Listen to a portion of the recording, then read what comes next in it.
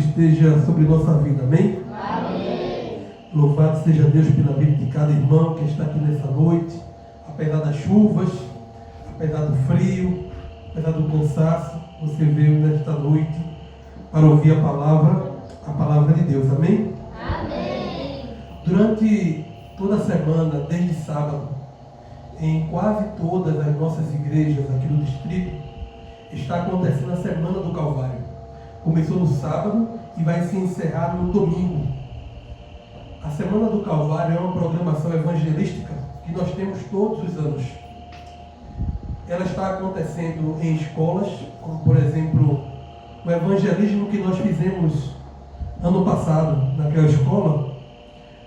Lá em Santa Luzia, os irmãos da igreja de Santa Luzia, eles estão fazendo a Semana do Calvário em uma quadra, numa escola, onde está vindo ali em torno de umas 15 visitas.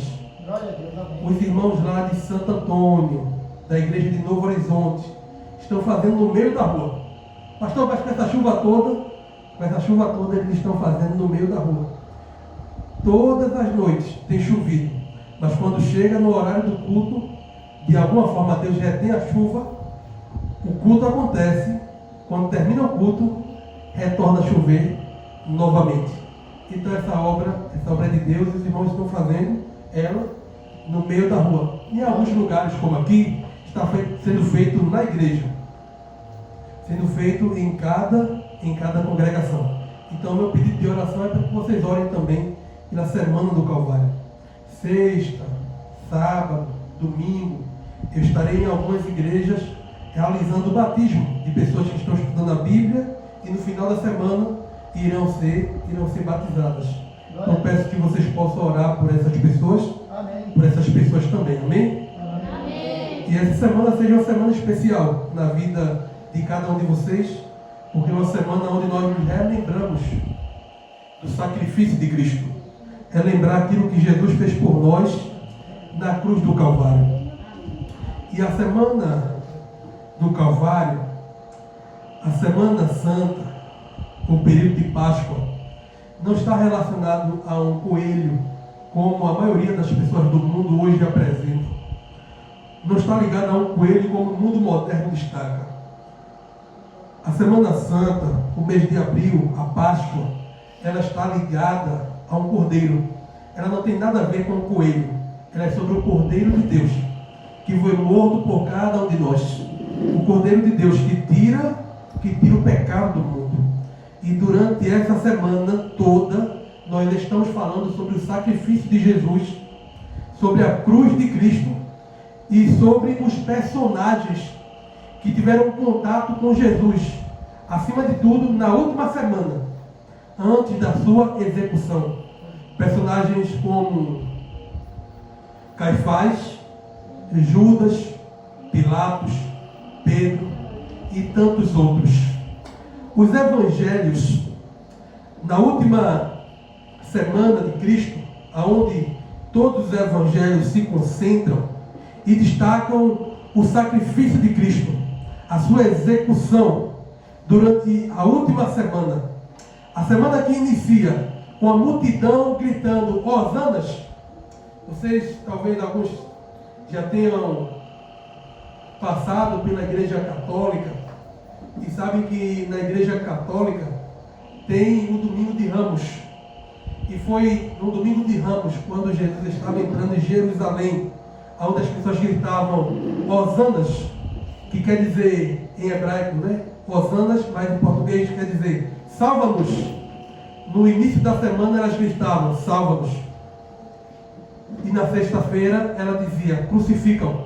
As pessoas que gritavam salva-nos eram as mesmas pessoas que mandavam crucificar Jesus. Queridos irmãos, a cruz de Cristo é a maior prova de amor que Deus sente por nós. Às vezes nós passamos por um momento de dificuldade, às vezes nós passamos por alguma provação e temos a tendência de duvidar do amor de Deus, de questionar do amor do Senhor. Às vezes é uma dificuldade no casamento, às vezes é um problema pessoal, às vezes é algo ligado à educação dos filhos, algo relacionado à saúde, a alguma doença, e tantas dificuldades que nós enfrentamos neste mundo. E às vezes nós olhamos para Deus e pensamos, Deus não me ama, porque se Ele me amasse, eu não estaria passando por tudo isso. Não estaria enfrentando a prova do casamento, não estaria enfrentando dificuldades com o filho, doenças, ou sei lá o que. São tantas coisas, não é?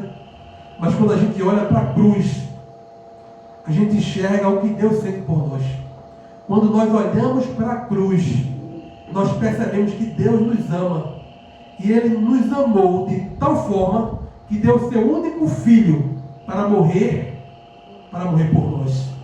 Amado irmão, amada irmã, não sei qual é a dificuldade que você tem passado. Não sei como está a tua mente, teu coração. Mas eu sei de uma coisa.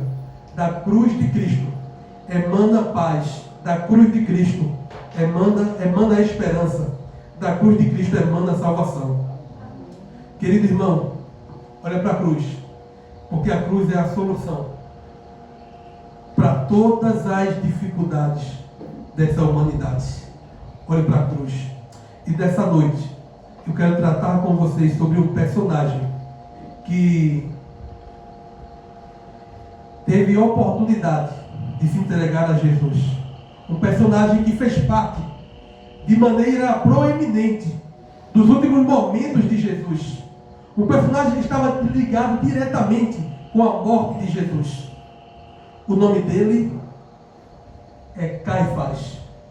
E nessa noite nós vamos estudar um pouco sobre esse personagem, sobre os erros que ele cometeu diante de Cristo, para que nós não venhamos cair na mesma cilada, para que nós não venhamos cometer os mesmos erros. Mas quem foi Caifás? Caifás, a Bíblia vai dizer que ele era o sumo sacerdote. Na época do Antigo Testamento, quando Deus tirou o povo do Egito e o povo peregrinou pelo deserto, ali Deus instituiu o ministério sacerdotal, que eram homens que iriam ter a responsabilidade de trabalhar no templo e iriam fazer toda a responsabilidade do serviço religioso. E entre esses sacerdotes, que deveriam ser todos da linhagem de um homem chamado Arão. E entre os sacerdotes, tinha um que tinha uma posição superior, uma posição elevada. O nome deste personagem, a sua função, era sumo sacerdote. Ele era como se fosse um chefe dos sacerdotes. E o sumo sacerdote era aquele que tinha a posição mais elevada. E no tempo do Novo Testamento, o sacerdócio já havia passado por muitas dificuldades. Já havia, de certa forma, perdido um pouco do seu grandioso prestígio. Mas ainda eles eram muito fortes.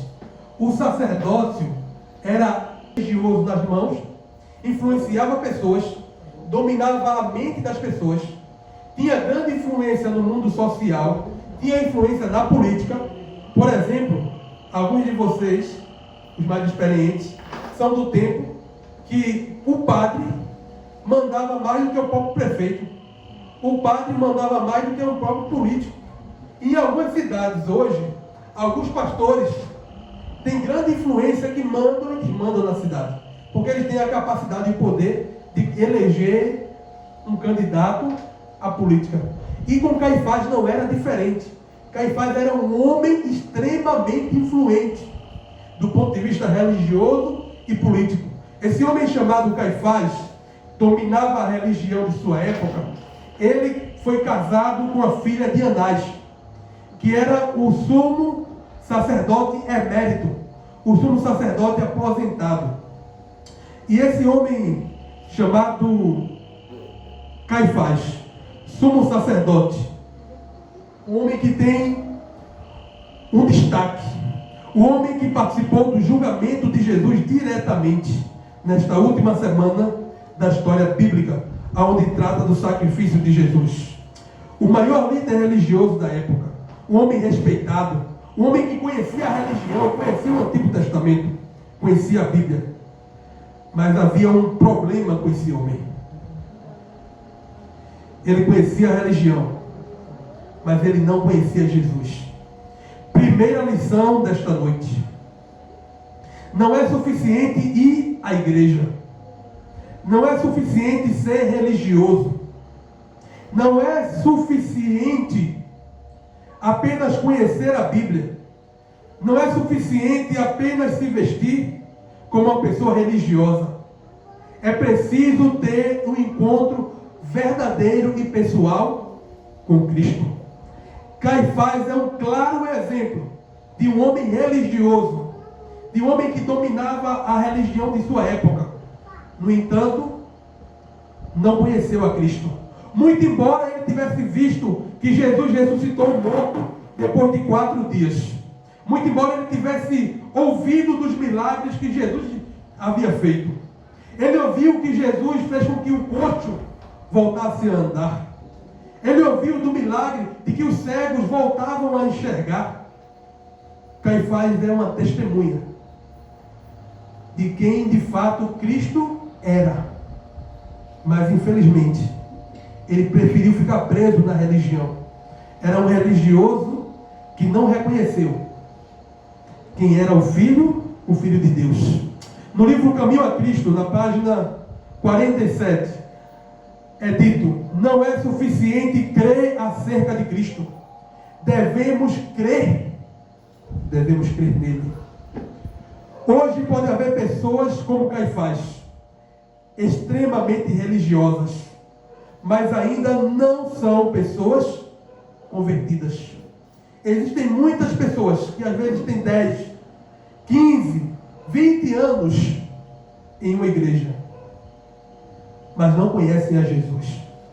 São apenas religiosos. Aprenderam apenas alguns costumes, algumas práticas, mas não conhecem verdadeiramente a Jesus Cristo. Ainda não passaram pelo processo de santificação, ainda não são pessoas convertidas ao Senhor Deus. Amados,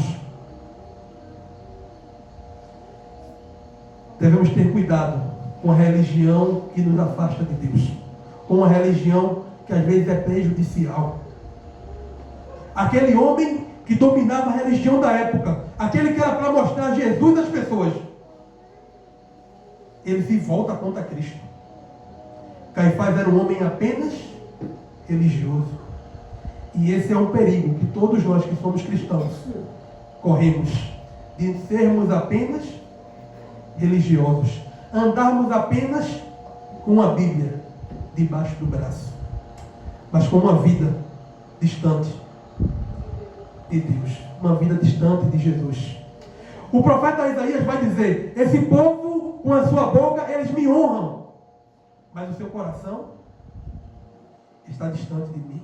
Amados irmãos, precisamos vigiar para não cairmos no mesmo erro desse homem chamado Caifás, um grande religioso da época, o sumo sacerdote, a referência, mas era um homem que não reconheceu Cristo. Primeira lição desta noite: não basta ser apenas religioso. Segunda lição da noite: quando Jesus se torna uma ameaça. Jesus se tornou uma ameaça para Caifás.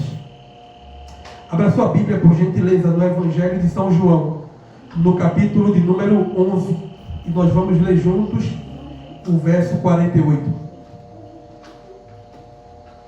Novo Testamento, Evangelho de São João, capítulo 11.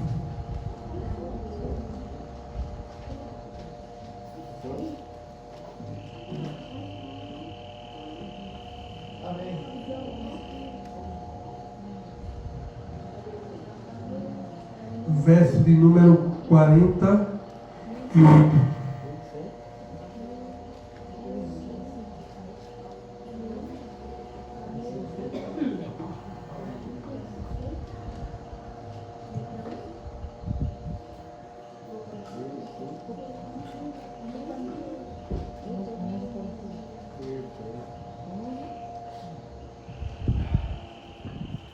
Quem encontrou o Evangelho de São João, no capítulo 11, verso 48, diz amém. Amém. Quem não encontrou, diz misericórdia. Misericórdia. Evangelho de São João, capítulo 11, verso 48. A primeira lição sobre Caifás foi: não basta apenas ser religioso. Caifás era o sumo sacerdote da época, que crucificou, que condenou Jesus. Segunda lição dessa noite: quando Jesus se torna uma ameaça. Evangelho de São João, capítulo 11, o verso 48, vai apresentar as seguintes palavras. Se o nosso irmão encontrar ali, para que todos nós possamos ler juntos.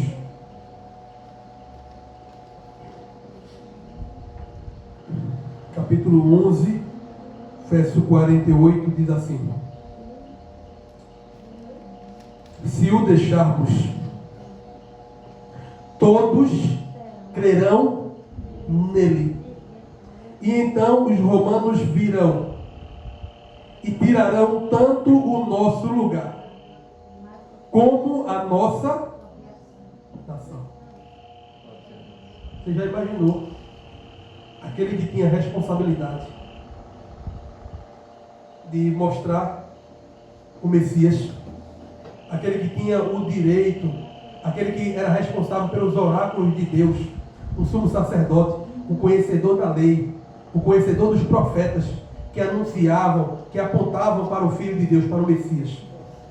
Ele olha para Jesus e diz: nós não podemos deixarmos, nós não podemos permitir, porque todas as pessoas vão crer nele.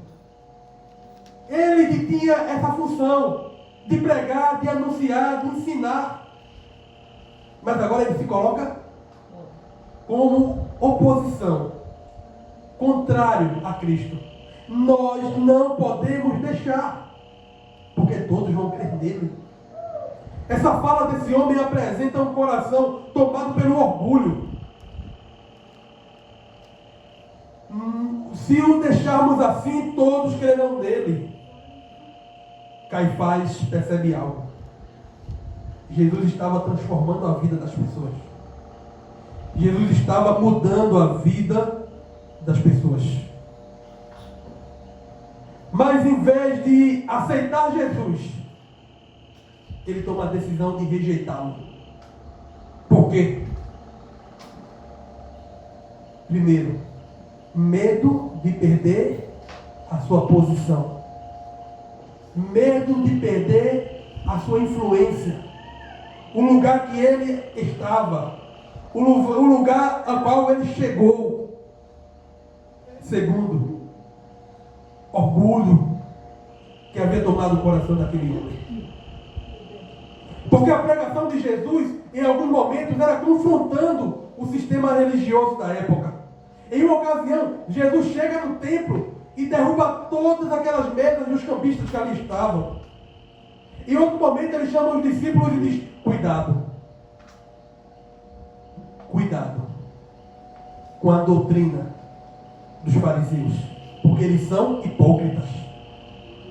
Jesus sempre dirigiu palavras duras àquele grupo de pessoas. Caifás estava com medo de perder a sua posição. Caifás estava com medo da mudança. Ele estava com medo da transformação. Muitas pessoas não rejeitam Jesus. Não é por falta de conhecimento. Não é por falta de convicção que as pessoas rejeitam a Cristo. Muitas pessoas rejeitam a Jesus. Sabe por quê? Porque elas não querem uma transformação. Elas não querem uma mudança. Elas preferem continuar do jeito que estão. E quando a gente se coloca como missionário, como porta-voz de Deus, e vai na casa de uma pessoa falar de Cristo para ela, muitas vezes elas não rejeitam. Não é porque elas não acreditam em Cristo. É porque elas querem continuar do jeito que estão. Elas não querem uma mudança. Elas estão acomodadas com aquela vida. Mesmo que nós venhamos mostrar a eles o final a qual aquela vida irá levá-los. Mas eles não querem mudança. E muitas pessoas não entregam a vida a Jesus por medo disso. Por medo de mudar. Alguns sabem que vão ter que deixar algumas coisas. Mas eles já estão numa posição conveniente. Não querem deixar. E o diabo vem à mente das pessoas e dizem, não aceita Jesus não. Porque se você aceitar Jesus, você vai perder isso. Se você aceitar Jesus, você vai perder de ganhar dinheiro, porque você vai ter que trabalhar no sábado. Você não vai trabalhar no sábado. Se você aceitar Jesus, você não vai mais poder ir para aquela balada. Não vai mais tomar aquele copo de cerveja no final de semana. Não vai mais ir para aquela festa. E o diabo coloca aquele quadro onde você perde muitas coisas quando entrega a vida a Jesus. Mas sabe o que ele não diz? O que nós ganhamos quando nós entregamos a vida a Jesus. Isso ele não diz. Isso ele esconde.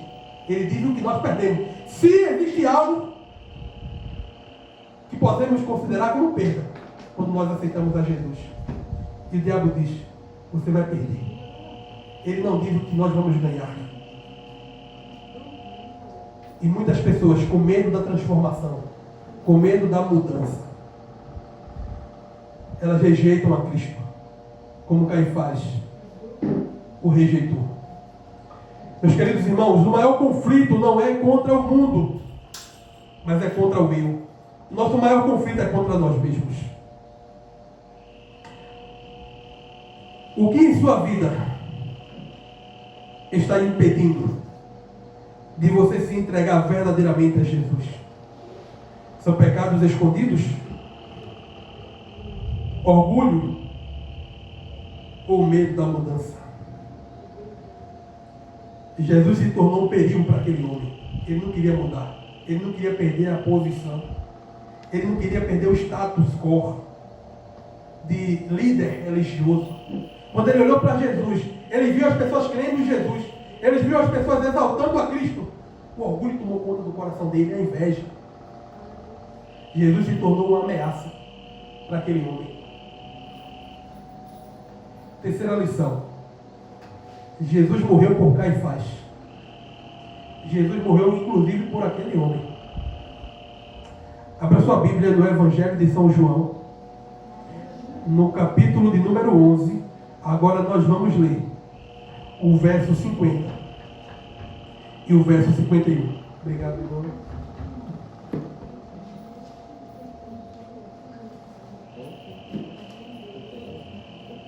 E 51. Amém.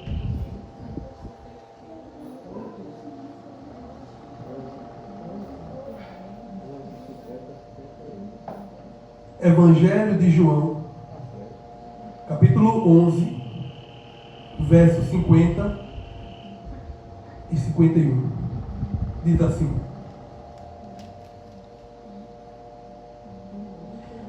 não percebeis que vos é melhor que morra um homem pelo povo e que não pereça toda a nação? Ele disse isso de si mesmo, mas sendo o sumo sacerdote naquele ano, profetizou que Jesus morreria pela nação judaica. Ele não se deu conta, ele não percebeu que aquelas palavras que ele havia mencionado, as palavras que ele acabava de dirigir, na verdade eram uma profecia. De fato, aquele homem chamado Jesus, ele morreria por todos. Ele morreu inclusive por Caifás. Jesus morreria por todos. Jesus morreu pelo mundo. Isso é verdade. Mas também Jesus morreu por você. A Bíblia vai falar do coletivo, mas também ela fala do pessoal, do individual. Ele morreu por todos. Ele morreu pelo mundo. Mas ele morreu por você. Amados, essa é a mensagem central do Evangelho. Um Cristo que morre por todos. Inclusive por aquelas pessoas que o rejeitaram. Cristo teria morrido por uma única alma, diz o livro Desejado de Todas as Nações, na página 131. Não importa o seu passado, não importa os seus erros, a cruz também é por você. A cruz também foi por você. Meus queridos irmãos, este homem chamado Caifás, sumo sacerdote, que rejeitou a Cristo, que rejeitou o Filho de Deus, que o levou para a morte, que o condenou. Jesus também havia morrido por ele, mas infelizmente ele rejeitou o sacrifício de Cristo. Ele rejeitou a morte de Jesus. Ele rejeitou a salvação. Quarta lição dessa noite: o erro final de Caifás. E com essa lição eu encerro. Meus queridos irmãos, abram sua Bíblia no Evangelho de Mateus, no capítulo 26, no verso 63. Mateus capítulo 26.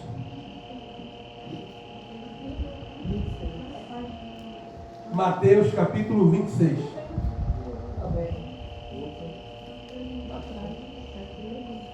É o primeiro livro do Novo Testamento.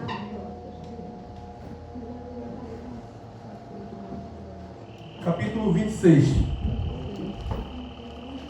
O verso 63 até o 65.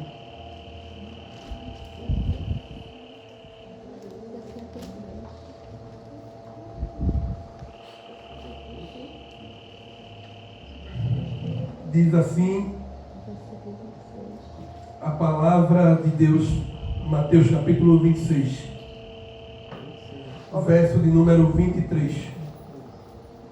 Aliás, verso de número 63. Diz assim: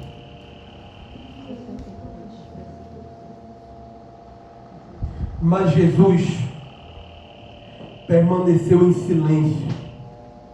O sumo sacerdote lhe disse: exijo que você jure pelo Deus vivo, se você é o Cristo, o Filho de Deus. Diga-nos. Tu mesmo o disseste. Respondeu Jesus: mas eu digo a todos vós, chegará o dia em que vereis o Filho do Homem assentado à direita do Todo-Poderoso e vindo sobre as nuvens do céu. Foi quando o sumo sacerdote rasgou as próprias vestes e disse: blasfemou. Porque precisamos de mais testemunhas? Vocês acabaram de ouvir a blasfêmia desse homem. Ele olha para Jesus. Ele ouve a verdade. Vê o Filho de Deus diante dele. E mesmo assim, ele o rejeita. A Bíblia fala que Caifás rasgou as suas vestes. Aquilo era algo ultrajante, era algo vergonhoso, algo que não era permitido no ensinamento sacerdotal. O sacerdote não podia rasgar as suas vestes, porque as suas vestes eram santas. Mas eles preferiram rasgar a veste, ele preferiu rasgar as roupas, em vez de rasgar o coração para Jesus.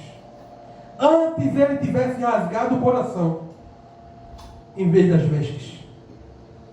Meus amados irmãos, Emoção não é conversão. Uma religião exterior não tem valor algum. Você pode sentir e ainda não se entregar. Pode se emocionar, mas continuar perdido. O que Deus quer de verdade é uma entrega total. Não é uma questão emocional, não são lágrimas, não é oba-oba, não é gritaria. O que Deus quer é uma entrega verdadeira. É uma entrega total. Caifás teve sua oportunidade diante da cruz de Cristo. Caifás participou da última semana de Jesus. E ele diretamente condena Jesus. Ele, como sacerdote, como homem importante, ele leva Jesus para a cruz. Ele rejeita a sua grande oportunidade. Ele rejeita a sua grande oportunidade. Em 1990, um ossuário foi encontrado em escavações no sul de Jerusalém, com a inscrição: José, filho de Caifás. Dentro da caixa obituária estavam os ossos de 6 pessoas, incluindo os ossos de um homem de cerca de 70 anos de idade, os quais os estudiosos vão dizer que esses ossos provavelmente eram do sumo sacerdote que condenou Jesus. E aí? É aí que termina a história de Caifás? Será que é dessa forma? Os evangelhos, como Mateus, Marcos, registram o último encontro de Jesus com Caifás. O arrogante sumo sacerdote que exigia uma declaração direta sobre Jesus, sobre a sua identidade como Messias. Chegar então o momento de uma resposta clara e definitiva. E o que Jesus disse, com voz pausada e solene, deve ter acompanhado Caifás pelo resto da sua vida. Eu sou, e vereis o Filho do Homem vindo com as nuvens dos céus.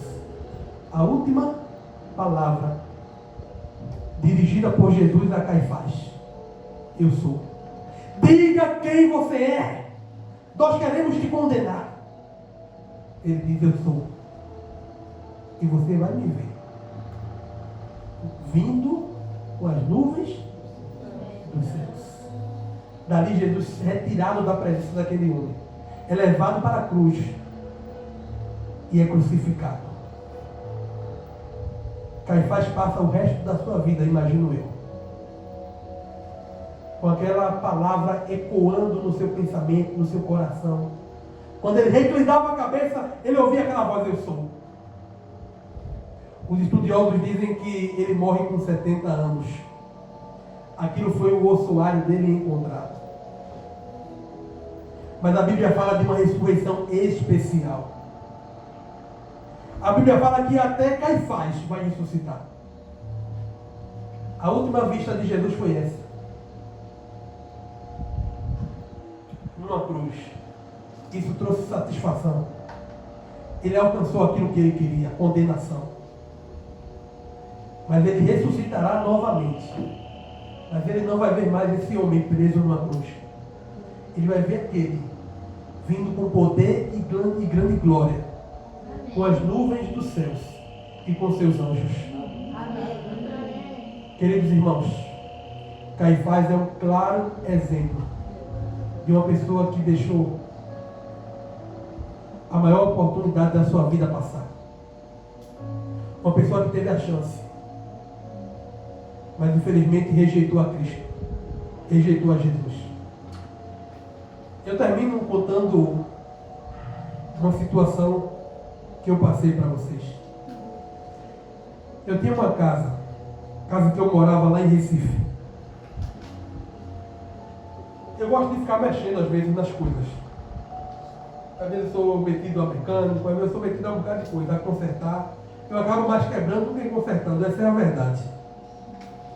Mas um dia eu cheguei na sala de casa e disse, eu vou colocar cerâmica nessa sala. Vou colocar cerâmica aqui. Comprei a cerâmica, comprei o material, e o pessoal dizia, larga a mão de ser pão duro e contrata um pedreiro, senão eu mesmo vou fazer o serviço.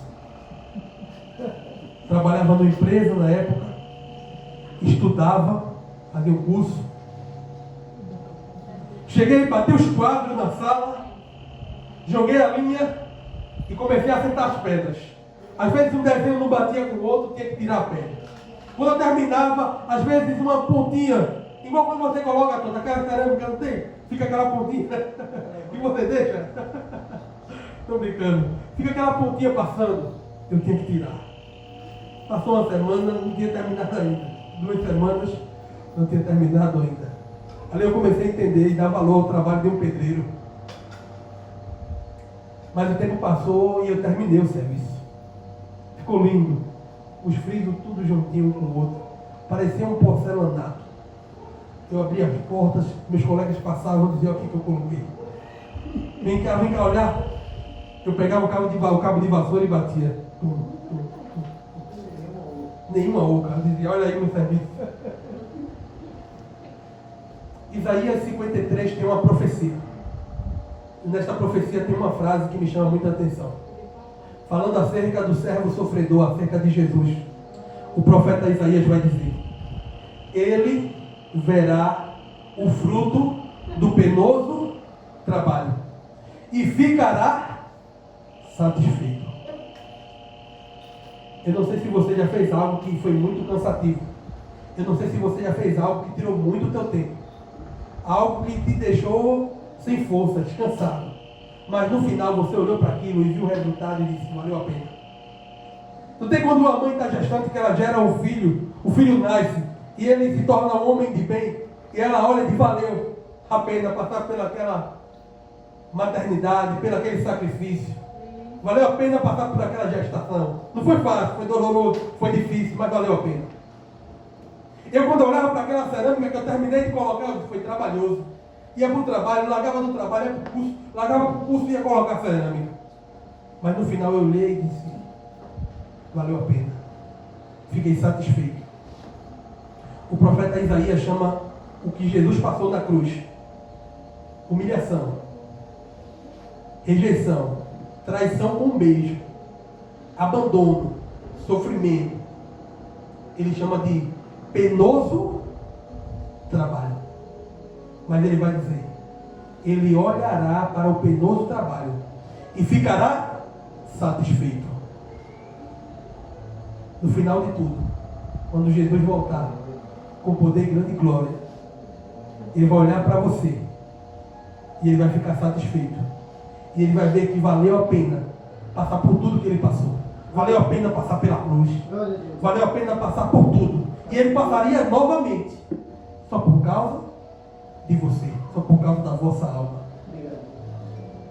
Ele olhará para o fruto do penoso trabalho e ficará satisfeito. Que o sacrifício de Jesus na sua vida não seja algo em vão. Que o sacrifício de Jesus na sua vida seja algo verdadeiro e vivo. E que tenha valido a pena. Que Deus abençoe nesta noite. E que o Senhor Deus fortaleça a nossa fé. E nos ajude a viver uma vida centrada na pessoa de Cristo Jesus. Quantos querem dizer nessa noite, Senhor, me ajuda a viver uma vida aos pés da cruz. Me ajuda a viver uma vida centrada na pessoa de Jesus Cristo. Quando querem pedir isso. Amém. Maravilhoso Deus e eterno Pai Celestial. Nós queremos te agradecer pelo privilégio de podermos ouvir a tua palavra. Nós queremos te agradecer pelo privilégio de sermos chamados de filhos do Senhor. Nós queremos te agradecer, ó Pai, pelo sacrifício de Jesus na cruz do Calvário. Abençoa teus filhos que aqui estão. Fortalece a nossa fé. Nos leva para casa em segurança e nos dá uma noite de descanso. É isso que nós rogamos no nome de Jesus. Quem crê diz amém. Amém. Jesus abençoe a todos e dê uma boa noite.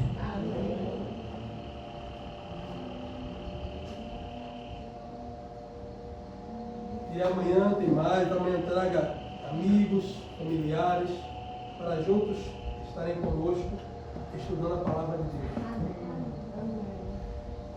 Irmãos, tem um lanchinho preparado, né? Tem um lanchinho preparado com muito carinho. Então permaneça aí sentadinho, que o lanchinho vai ser servido, tá bom? Os principais momentos de Jesus foram ao redor de uma mesa, ao redor de uma fogueira, sempre se alimentando com os discípulos, né? Então comer é algo bom. E os crentes gostam de comer.